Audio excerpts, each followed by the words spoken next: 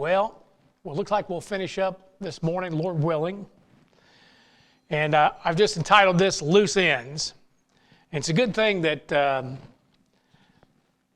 it's a good thing I'm not judged as a pastor for my drawing ability or this has been pretty pathetic actually, but we're going to cover a few loose ends. And also, I want to bring up something else that I saw that I didn't bring it up as I was going through the book of Acts. But first, I want to talk about the fact that you see up here where I've got the 2520. That's 7 years of days, 30-day months, okay? And that isn't always true. There's sometimes some of their months have 29 days. Sometimes it can go from 29 to 30 days. Me and calendars don't get along. Believe me, I've spent a lot of time in one this last week trying to figure out some things. So when you can't figure out a calendar, stick with the book. 2,520 days minus 2,300, which was what we saw in Daniel chapter 8, is 220 days. And I don't think we can, it doesn't have to be 250 days. What I found out was this.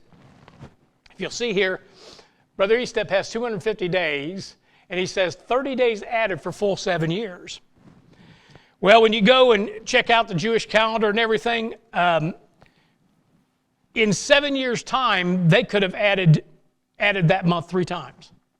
Possible that it could have been added 3 times. We're talking about an extra month added 3 times, okay? What we see here is something that it doesn't look like it's added anywhere in there. And that kind of threw me. I'm like, well, what do I do with that? Well, it kind of dawned on me that it's not the measuring of time. The additional month was to adjust the season, okay? Time is always being accounted for on God's calendar. It's just that they made an adjustment to adjust the seasons so that they would line up. Of course, after our earth got knocked off its axis and whatever else happened during the flood and rotating around, it's not an absolute 24 hours. It's not an absolute 365 days. There's a fraction there. And as a result of that, things have to be adjusted after a certain amount of time, or your seasons go out of sync. But you still have, God chose a lunar calendar because you have new moon, you have the phases of the moon, waxing and then waning and then new moon again. And that's how they were to judge their months, okay?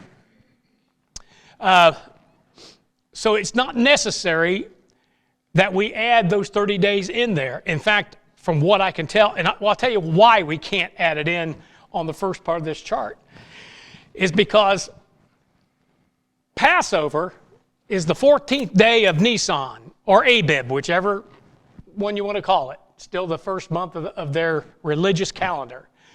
14th day of the month. Even if you run 250 days, you don't run into Adar. And Adar is the last month, and they add an additional Adars, first and second Adar. Nowhere in this time frame do we add another 30 days because we never get near that month that adds it. We are done here. One of the thoughts, and I think this is something he was thinking was, well, we need a feast day. Well, if you ran it 250 days, you would run into what we call Chislew, about the 25th day of Chislew, or 27th day, somewhere in there, and that's Hanukkah.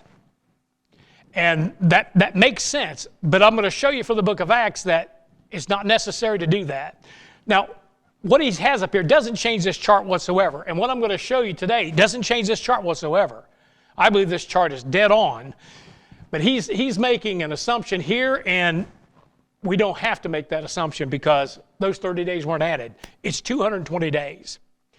220 days from the 14th of Nisan will land you on approximately the 27th day of Marcheshvan.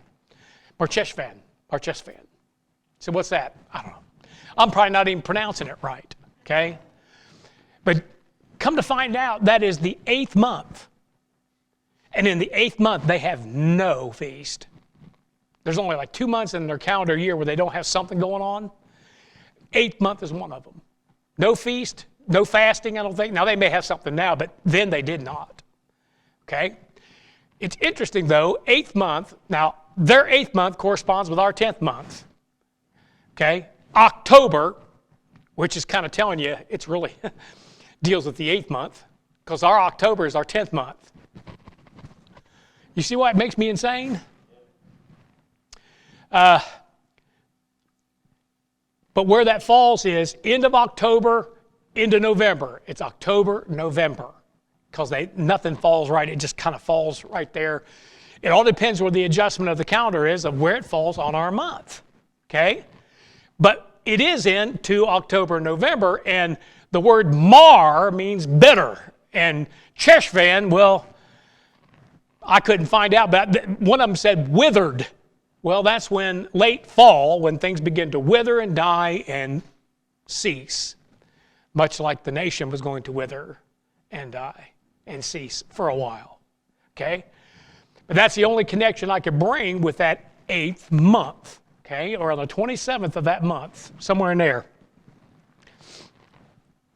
You say, what does all that mean? I'm not sure.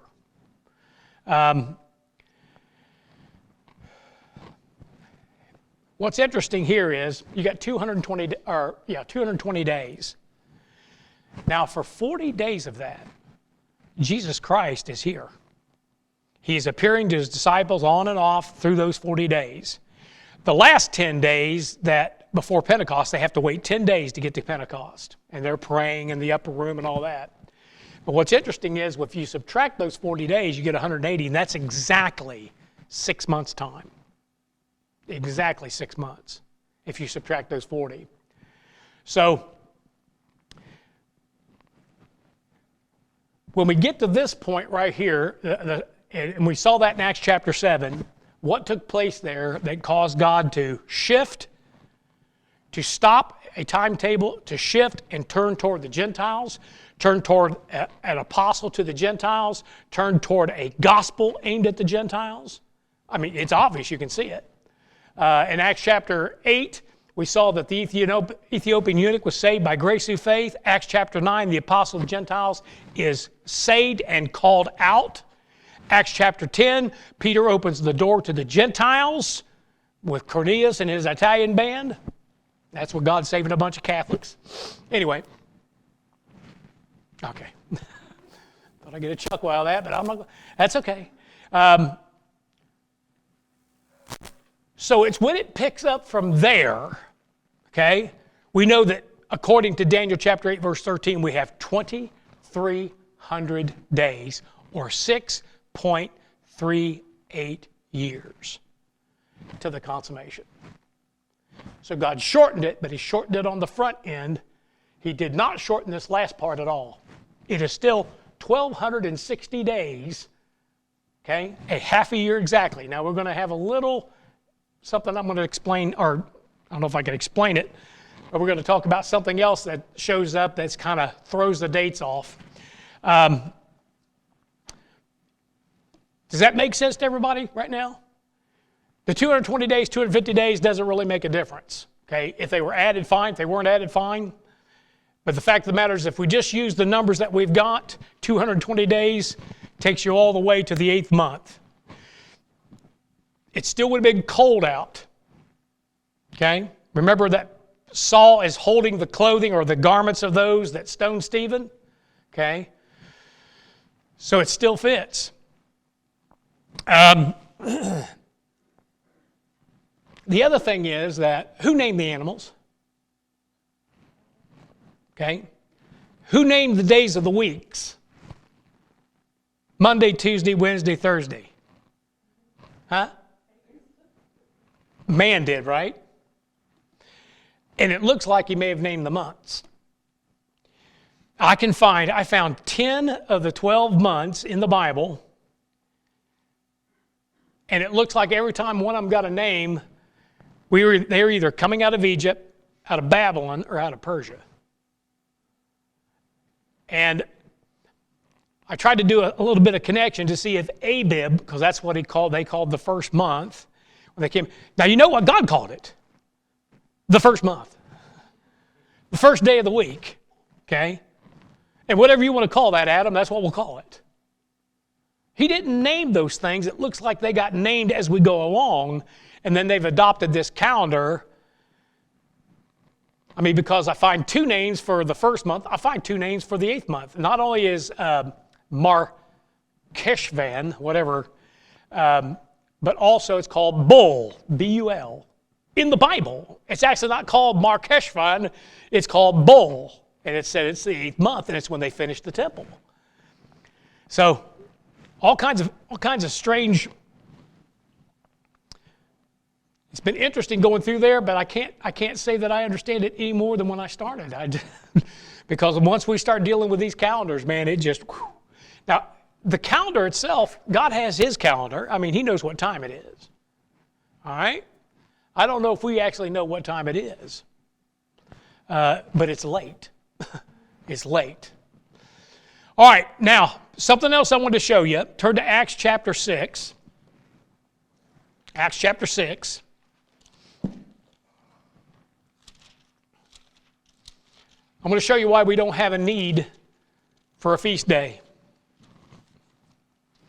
But there's something else going on. Acts chapter 6, starting at verse 9. Now, what we need to understand here is that something caused everything to go haywire in this chapter, or in the next chapter. Something, I'm trying to fuel a fire, and we're going to find out what it is.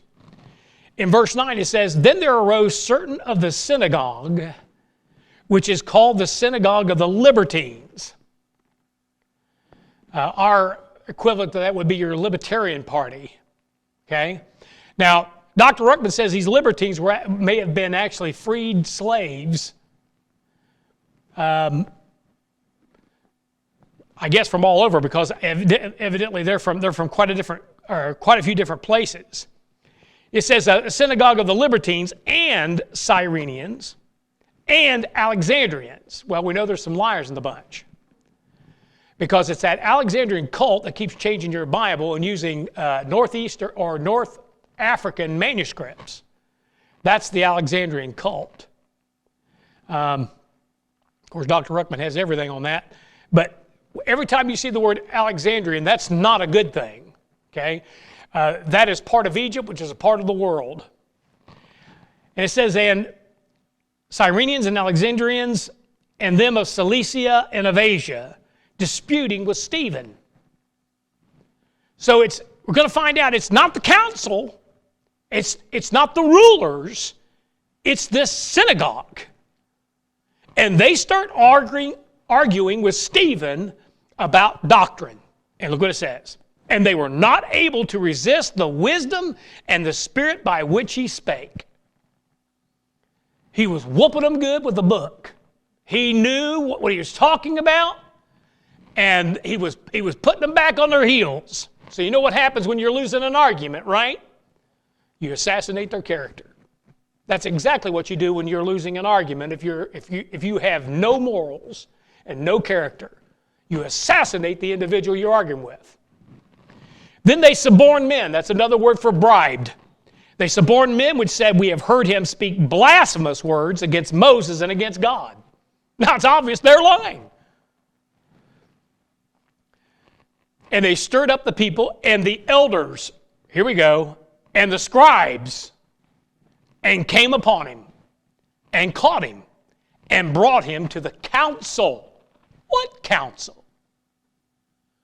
The same council 220 days ago crucified or had delivered Jesus Christ unto Pontius Pilate to be crucified. Look with me. Well, let's read on down through here. Then we'll go to the verse. "And set up false witnesses." That sounds familiar. Like 220 days ago when false witnesses were set forward. "This man ceaseth not to speak blasphemous words," sounds familiar, "against this holy place and the law. For we have heard him say that this Jesus of Nazareth shall destroy this place. He didn't say he was going to destroy it, but he did say it was going to be destroyed. He said not one rock will be upon another by the time, but he didn't say he would be the one destroying it. And shall change the customs which Moses delivered us. And all that sat in the council looked steadfastly on him, saw his face as it had been the face of an angel. All right, now look with me in, find the verse here. Look at Mark 15:1.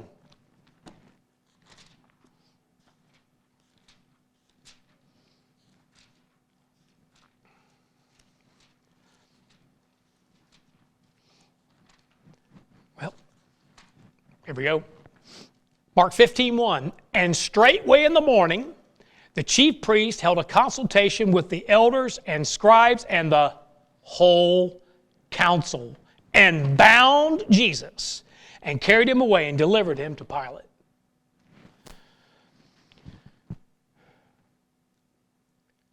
There is nothing going on with the council, with the scribes, with the rulers of Israel until this synagogue gets involved.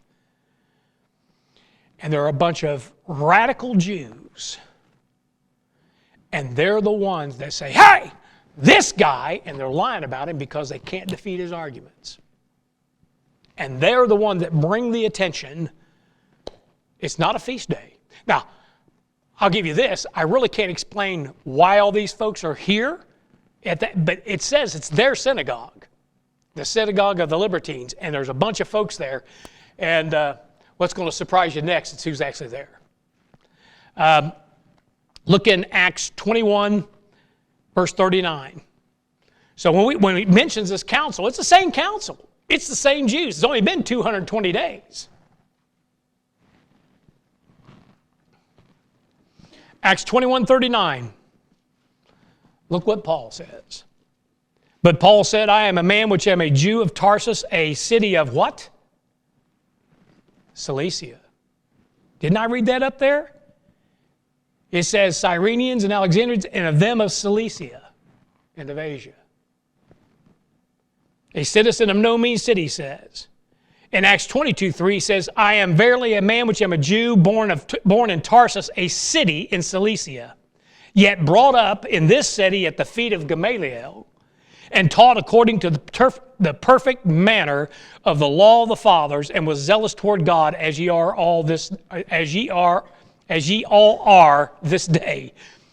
And then he says this in Acts 26, verse 5. Talk about the Jews that knew him, which knew me from the beginning, if they would testify that after the most straightest sect of our religion, I lived a Pharisee. Paul is a part of that radical bunch and that synagogue. You know, when Jesus Christ saves him in Acts chapter 9, he says to Paul, he says, it's hard for thee to kick against the pricks. The pricks, he's talking about the pricks of your conscience. It was more than one. It wasn't just how well Stephen died that pricked his conscience. It's that bunch he was with, suborned and bribed men and lied and blasphemed, and he had to go along with it. He's the coat rack. He's just holding their garments while they stone that man to death, and he knows they lied. He is a part of that radical group, that radical synagogue, that straightest sect of being a Pharisee. That's his crowd.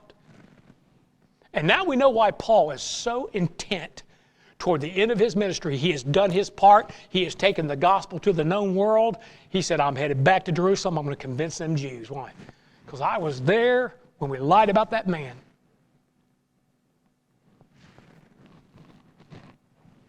That kind of brings it all into play for me. He said there in 1 Timothy 1:13, he said, who was before a blasphemer and a persecutor and injurious. Injury is something where you violate the law, you injure someone. Injurious, but I obtained mercy because I did it ignorantly in unbelief. Actually, Paul's intentions were good.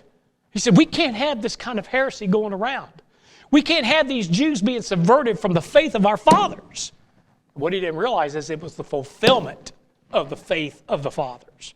And that's what he found out. Now, I'll give you this. You don't find Paul ever cowtailing or slowing down. I mean, he's full speed ahead to the end of his life.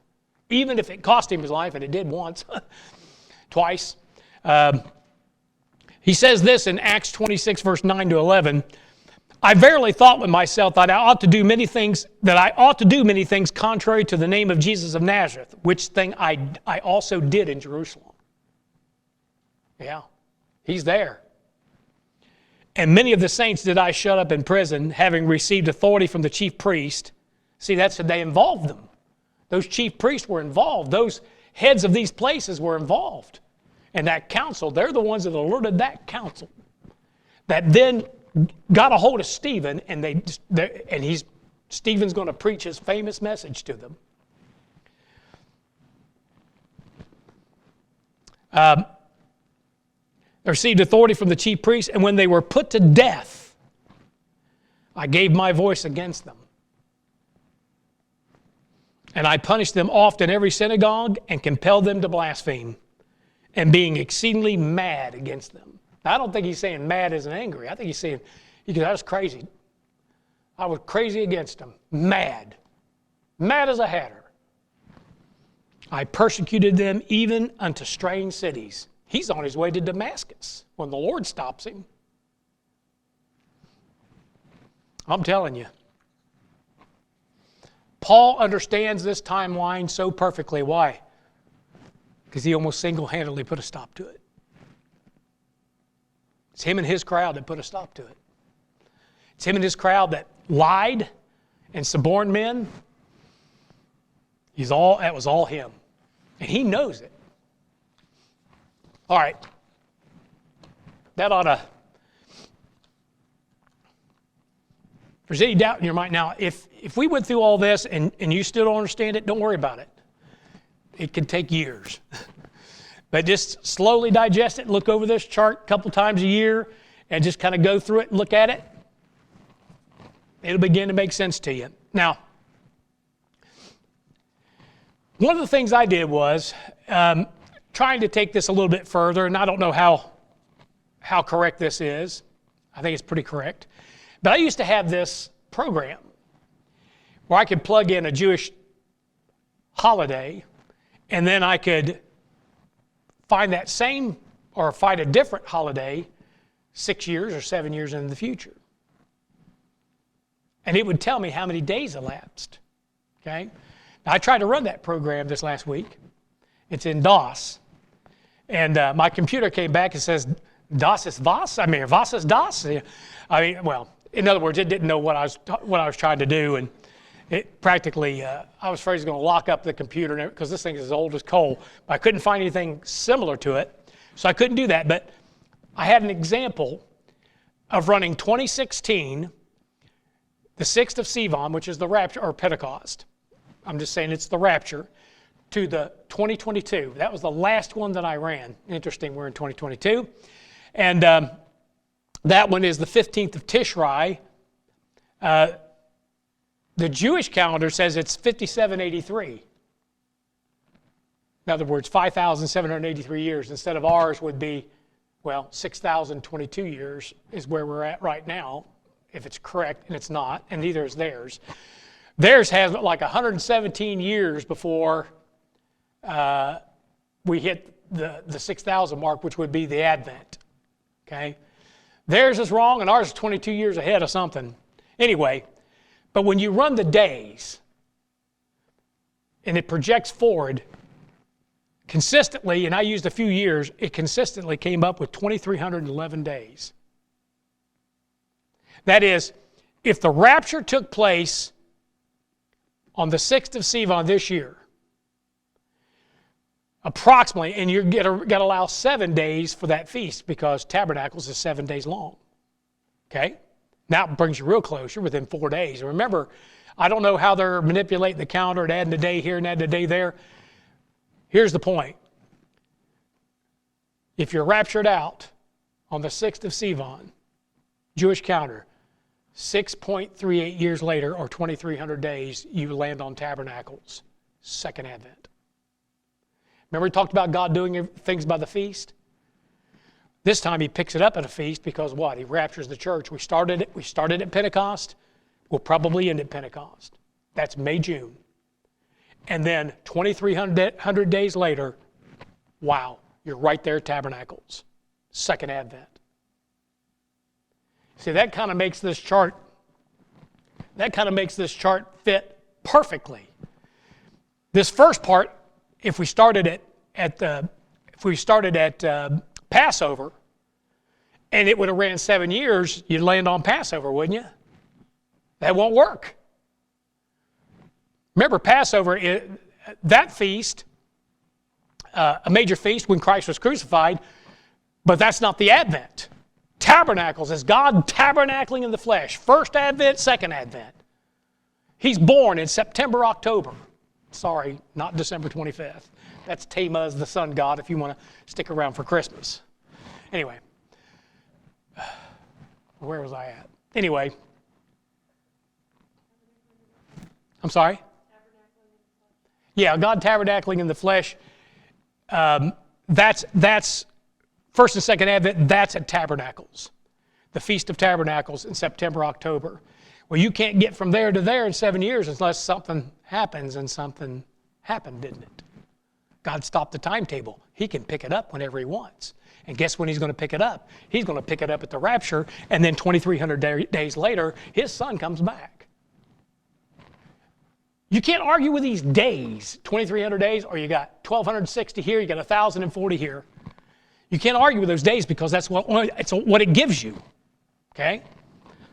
And I'm just trying to stick with that. Oh, one of the other reasons why you don't need to adjust the calendar or add any days is because, remember, time is always being accounted for with new moon to new moon. The addition of Adar is to adjust the season. Well, let me ask you this. You really think there's a need to adjust the season during these 7 years of tribulation? When you got a 3.5-year drought? When you've got the water being turned to blood? I mean, would you even know what season it was? Would you even care? I mean, you find yourself in total darkness. Well, at least I'm glad it's summertime. I don't think you'll...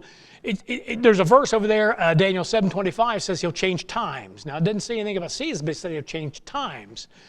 The Antichrist is going to change some things and probably confuse some things. I mean, he's the author of confusion. The other thing is that when Jesus Christ returns, he's going to correct the seasons anyway. Because he's going to partially take off that curse that's on this earth, or he's going to take off the curse on the earth, and won't take the curse off of man as far as dying goes. But if he takes the curse off the ground, well, all those seasons are going to be adjusted anyway, aren't they? Okay. I don't see a need for that, and I don't think it's in there. I think he's just telling you exactly 1 week, 7 years, 2,520 days, is that it? Okay? With 2,300 remaining, and at the rapture it starts. There are 8 events that happen in the middle of the week. Well, no, there could be more than that. There's 8 that I could think of. Now, when we say in the midst of the week, I got to thinking about that because, and this is how I'm going to explain something in Daniel if I get to it here.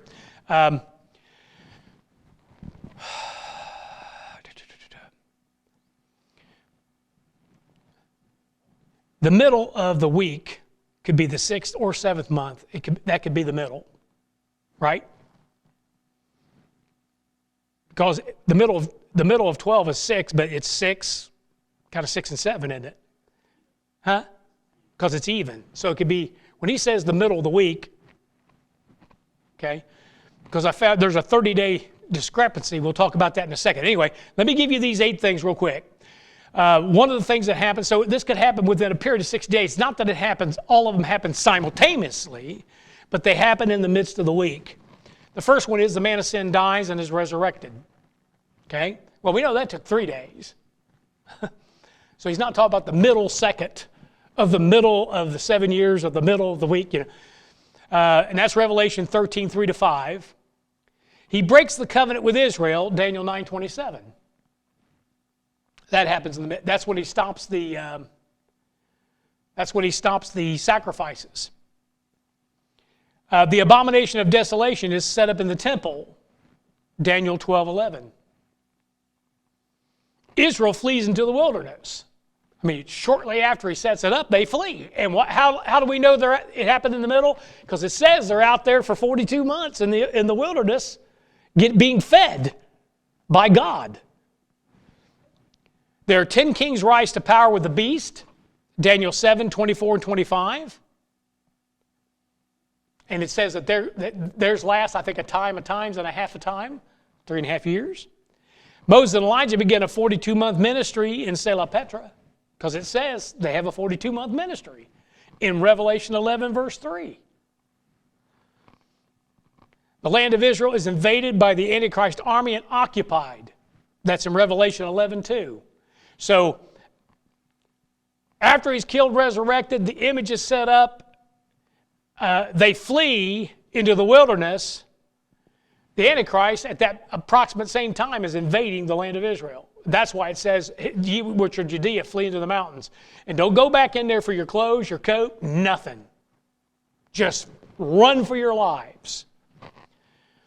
And the mark of the beast is forced on everyone worldwide. Revelation 13, verse 16 and 17, verse 5. So a little bit after that, or along with the image, the mark of the beast is getting forced on everyone and passed out. Okay? Now that's just the 8 I could think about. You see, there's a lot going on in a very short period of time. But it could be as long as, it could be 60 days in there. Well, that stuff could happen in 60 days. I mean, we see our economy fall in what, a month? You know? We see the whole thing just start falling apart around here, and it don't take long. Not anymore. Okay, now I'm going to show you some other loose ends, and I don't have all the answers for these. And Dr. Ruckman will reference these. He'll say you got all these different numbers. You got, he'll talk about you got 7 years, which is 2,520 days. Then you got 2,300 days mentioned over here in Daniel 8, which I think we've explained rather well, and I think the chart explains rather well. But he says, but then when you go over to Daniel chapter 12, look what you got here. Daniel chapter 12, look at verse 11. And from the time that the daily sacrifice shall be taken away, and the abomination that maketh desolate set up, there shall be 1,200 and what? 90 days. It's like, pull your hair out.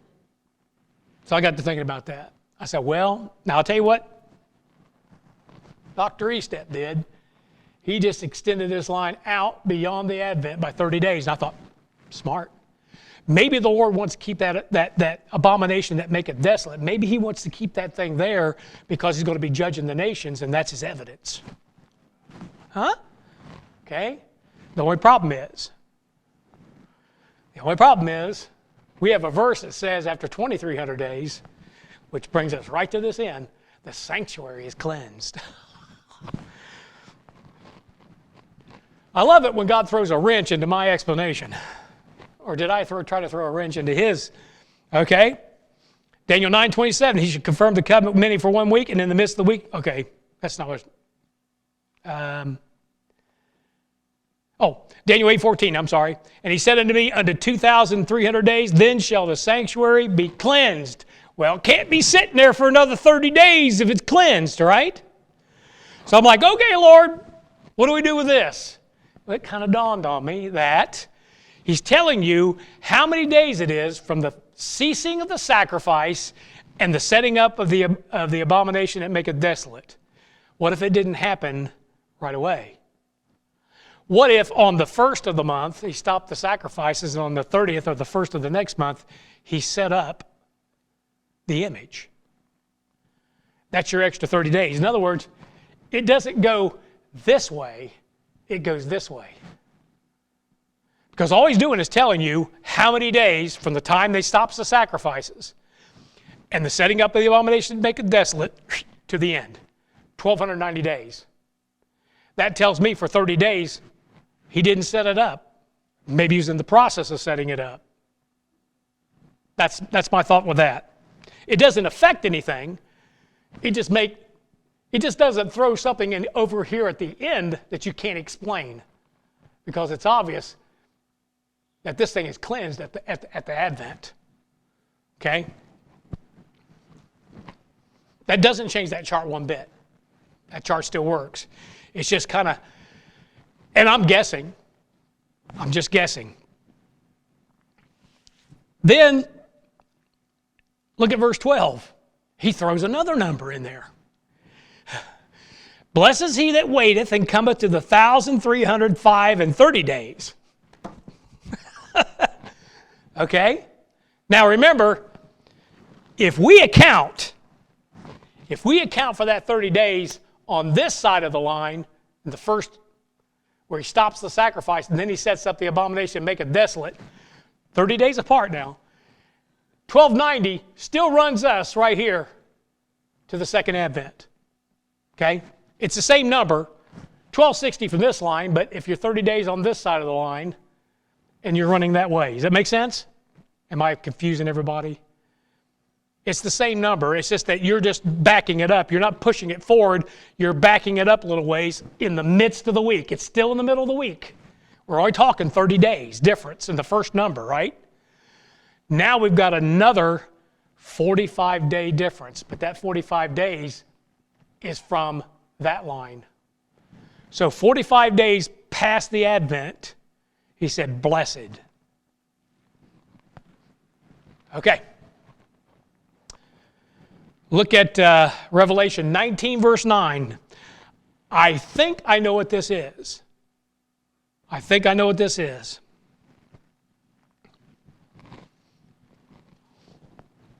And it's going to happen 45 days after the second advent of Jesus Christ. Because it's going to take 45 days to probably organize the event. Revelation 19:9, he saith unto me, write, blessed are they. Isn't that what it said? Blessed is he that waiteth. Blessed are they which are called into the marriage supper of the Lamb. And he saith unto me, these are the true sayings of God. Now don't confuse the marriage of the Lamb with the marriage supper. The marriage happens in heaven. The marriage supper happens here on earth. And he said, blessed are they that are called to the marriage supper of the Lamb. That's my guess.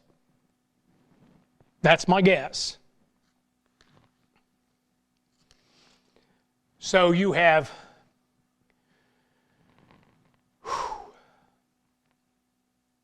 45 days. Lord can do a lot in 45 days, man. Get the event set up, get them invited from the nations. All right. I think that's it. Beyond that, I don't know. There's still a lot of things God hasn't revealed yet, and but that's the best sense I can make out of those passages and reconciling that chart. Like I said, anytime I start dealing with the calendars, man, that's when it just blows up. Do you realize how many different calendars there are out there? And look at the different dates. None of them jive. Nobody knows what time it is. I mean, here we are in 2022 with 4,000 years in the Old Testament. And that's 22 years over what it should be. But a calendar, you say, are they correct? Well, which one? You look at the Chinese calendar, you know. I mean, you can look at the Arabic calendars. There are all kinds of calendars, and none of them even come close to one another. Some of them are off by millennia. So what do you do with that? Well, God gave you a calendar inside a book. And remember, we talk about those waymarks, and that's where we have to deal with this. Okay? We know it's close. Why? Because Israel became a nation, Isaiah 11:11. In 1948. We know that it's close. It has to be. And listen, the book never lies, and the book never misses. Now, sometimes we get it ahead of time. We think it's going to be sooner than what it is, or sometimes we can think it could be later than what it's going to be. Be careful of that. In other words, expect it. But you have this point where you've got to be running out of time. If the seventh millennium is a millennium of rest, and we've covered 6,000 years according to our calendar, plus, okay, I would say we're not too close to the end. Not too close at all. Not too close to, or not so far away from the rapture. Because of why? Because of what happened. Not some calendar, but some event. And God says, looky there. Because that's definitely an event. That's definitely a fulfillment of prophecy. That's definitely God's shift back to that Jew and no longer dealing with the Gentile nations. The access to the root is going back to that Jew, and Jesus Christ is the root. And the Gentiles are going to be broken out and cast away. Why? Well, look what we've done with it. Is the planet getting saved? All the Gentile nations getting saved? No. So we are close. This, you say how close? I don't know. But I know one thing. He said that generation shall not pass till all these things be revealed. Man, and they're 74 years old. That is the age of someone born on that day. They're 74. May the 14th, 1948. They're 74 years old and counting. And the Bible says 70, and if by strength, 80 years. And after 80 years, you start seeing that thing dropping off.